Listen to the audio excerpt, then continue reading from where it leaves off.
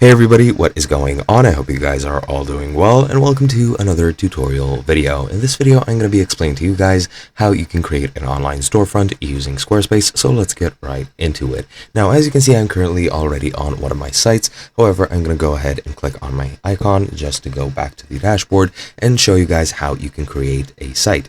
Now, to create an online storefront, you can click create a website right over here, or either if you have a new account on Squarespace, you'll automatically be given the option to create a new page, or you'll immediately be brought into the website creation. And as you can see here from the templates you can choose, you have the online store type, which you can then check off and select whichever one of these you would like. I'll select this one just as an example for this tutorial. Here you can also choose color presets, which you can play around with if you want, but for me this one has the best visibility, so I'll stay with this one.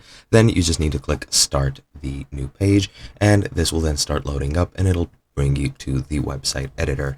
As you can see, it brought me right there. This is the config page, and you can go ahead and set the title of your site, so I'll just name it store test.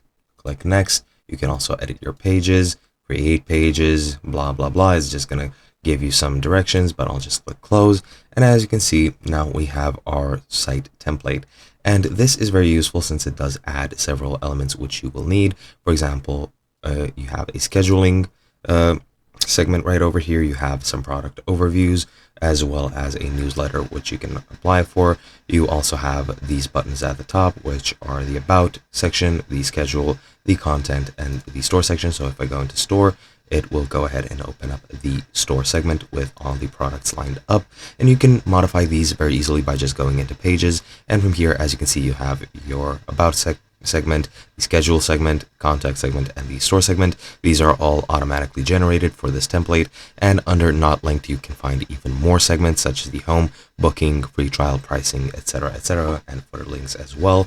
Now these are segments which you cannot access through this top navigation, and these are of course the ones that you can.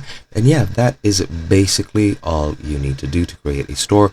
From here on out is just making the edits, adding your own products and things like that, but that is pretty much as easy as it gets. Hope you guys enjoyed, and I'll be seeing you guys in another video.